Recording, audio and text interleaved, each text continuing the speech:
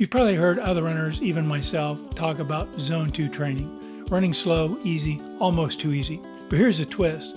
This slow running might be the most powerful way to build endurance, burn fat, and actually get faster. Welcome to Zone 2, where the cool runners hang out. Today we're diving into the science of Zone 2, what heart rate zones really are, how to find your true training zones, and why science says most of your running should live right here in Zone 2. Hi, I'm Ralph, the Ageless runner. I'm here to help you run smarter, go longer, and stay ageless. Thank you for being here. So what are heart rate zones? Well, they're simply training intensity bands, each one representing how hard your heart is working compared to your maximum heart rate. There are typically 5 zones. Zone 1 is super easy, typically done for recovery runs. Zone 2 is comfortable, steady aerobic running. Zone 3 is moderate, often called the gray zone. Zone 4 is hard, often done for tempo and threshold pace. And Zone 5 is max out effort, short, high-intensity bursts, often done for intervals and hill repeats. Think of them like gears in your engine. You don't drive in 5th gear all the time. Same goes for running. To use these zones properly, we first need your max heart rate, and that's where a lot of runners go wrong. Your training zones are a percentage of your max heart rate, your body's red line. Now, Zone 2 is typically defined as roughly 60 to 70% of your max heart rate. Zone 3 is 70 to 80%, and so on. You can find calculators online, but here's the problem. Most calculators depend on a number that's often guessed, your max heart rate. So before we talk Zone 2 benefits, let's find your real max heart rate. You've probably seen the equation, 220 minus your age. That's the Fox equation. Forget it. That formula was based on a small data set from the 1970s. It can be off by 10 to 15 beats per minute for many runners. In fact, most experts agree that it overestimates it for younger runners and underestimates it for older runners. Think about it. No equation can predict your physiology. To train correctly, you've got to measure it yourself. And here's how. Okay, if you're enjoying this video, please consider watching it to the end. YouTube gods really like that. And it really helps my channel. Thank you. Method number 1 is a hill repeat test. Warm up for 10 to 15 minutes. Find a moderate hill. Run 3 2-minute repeats, getting faster each time.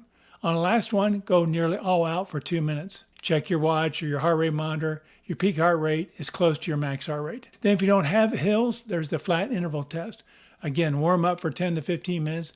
Then do 4 by 2-minute hard efforts with 2-minute recoveries. Your highest reading in that last interval is usually within a few beats of your max heart rate. Now again, a cautionary note, before you do any hard, intense running like this, please check your healthcare provider to make sure it's safe for you to do that. Now once you've got that number, you can calculate your zones precisely.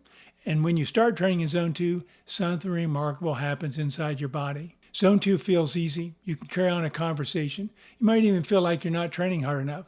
But beneath the surface, your body is building an incredible aerobic engine. In Zone 2, you're primarily burning fat for fuel. Your lactate levels stay low, meaning you can sustain this pace for hours. Your mitochondria, the power plants of your cells, are multiplying and getting stronger. That's the foundation of endurance and longevity. So let's dig into some of the science behind it. First, there's mitochondrial and aerobic adaptations. Research by Millán and Brooks in the Frontiers of Physiology found that training in Zone 2 increases mitochondrial density and efficiency, which helps your body produce more energy with less effort. Zone 2 also increases capillary density, improving oxygen delivery to working muscles.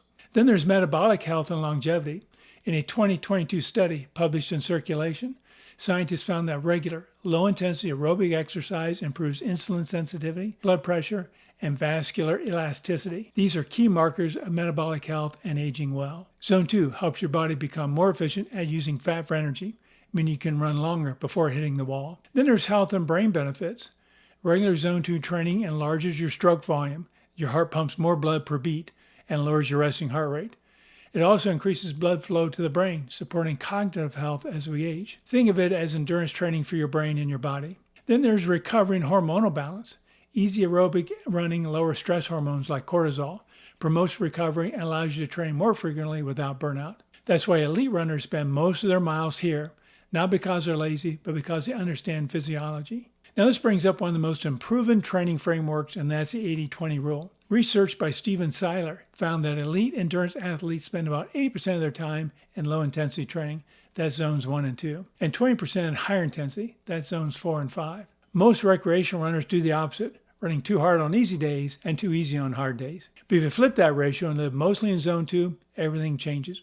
You recover faster, you build endurance, and your hard workouts become truly effective. It's a science-backed way to train smarter, not harder. And here's how to make it practical.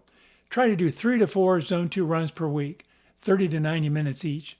Then add one harder workout, intervals, tempo runs, hill repeats, and use a heart rate monitor to stay within that 60 to 7% of your max heart rate, Zone 2. Or just use a talk test. If you can talk in full sentences, you're there. Now stick with this for a few weeks and watch what happens. Your pace at the same heart rate improves. You recover faster. Running starts to feel effortless. That's the power of training in Zone 2. So here's the takeaway. Zone 2 isn't slow, it's smart. It's where endurance, fat burning, and longevity all come together. If you want to run smarter, go longer and stay ageless, hang out in Zone 2, because that's where the cool runners are. If this video helped you, please hit like and subscribe, and check out my other videos on training in heart rate zone. Again, I'm Ralph, the Ageless Runner. Thank you for being here today.